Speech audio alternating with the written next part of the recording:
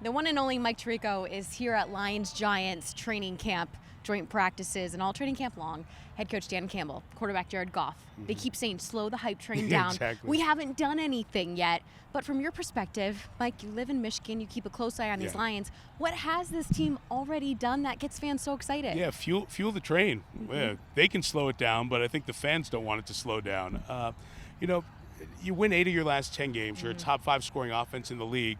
And in the eyes of many, have gotten even better offensively through the draft and the moves that were made. And there's a reason for the hype. This team ended on as high a note as anyone ended their season. Remember, everybody loses their playoff game except the Super Bowl champs. The Lions win in Week 18 may have been the one that was the walk-off moment of the season that you go, hey, this team's really good. So everything's in place and ready. Good for these guys who are trying to temper the enthusiasm. But you've seen it. You've been here over the years for practice.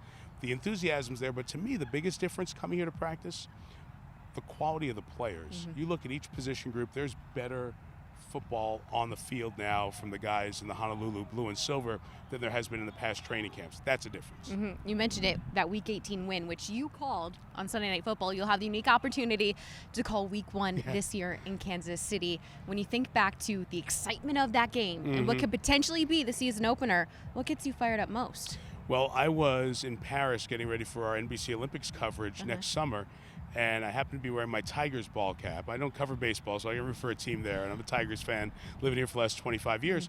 And I was by the Eiffel Tower, and somebody stopped me and said, hey, how about that game in Green Bay? So it's traveling. Everybody knows about it. There's an energy that is unmistakable and then unique. I think it's real, and I think we understand why it's real. That Packer game, because of who it was and the end of the Aaron Rodgers era and all of that, got everybody going. But what you saw on the field with the defense improving in the second half of the year, I think that's the stuff I walk away from that game saying, okay, this team has a chance to grow and be where they were at the end of last year at the start of this year. Dan Campbell was saying today during training camp, he needs to see some rookies grow, and they need to do it consistently.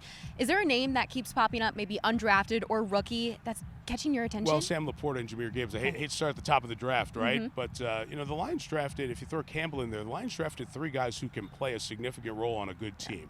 And a lot of times when you draft 3 guys in the first 50 picks, whatever the number is, you go, okay, well, they'll be down the road. Maybe we'll see them. But those guys could have distinct and impactful roles, linebacker packages, somebody to work underneath the field so Amon-Ra St. Brown can get down the field a little bit more, and Jahmyr Gibbs who can line up anywhere. They may have impactful roles as rookies, which is not what you're used to here, and maybe why some people nationally didn't like the Lions drafting. If you look at the historical performance charts and where the value is, I think the Lions were less value and more right now in the draft. So I want to see those guys get under the lights, see them play a little bit, but then, as we've seen with rookies, put them in bubble wrap, get them to Week 1, and then let's see them in Arrowhead on the opening Thursday night. We'll see those rookies a little bit here in preseason game number 1 with the Giants, which is what these joint practices are leading up to. You've been here for both days. It's a little chaotic. Can you peel back the curtains, describe what the scene is like out here at Allen Park? Well, it's great because you don't know where to look because you have, Giants offense against Lions defense, and then vice versa on the other side. Then you have individual drills, and your head's spinning. You go to a few of these. I think this is great. What I would love to see, if I could be the commissioner of the NFL, I don't want Roger Goodell's headaches. If I could be the commissioner of the NFL, I would say let's redo the preseason. Each team has 1 preseason home game. So you play 2 games total. But then the other 2, you come into your stadium for 1 week and then go on the road for 1 week, do a joint practice in your stadium, and then after that we play a 45-minute running clock and we get all the rookies and free agents out there on the field. Love it. So you can see them under the lights. But I want the fans to come see Jared Goff under center 30 times against the Giants in non-contact. I think we're always talking about what's better for the fans. That's better for the fans, gets the coaches their work, gets everybody in the stadium, and gives you something that you would enjoy in terms of watching football. So if I can change the world of preseason football, I'm going to be the commissioner of the preseason, Danny. That's my move. I love that. Okay. Just add it onto your plate. That's right. That one I can do. I just did my whole job, and everybody else will figure it out. We appreciate you. Thank you. Always great to see you during the season.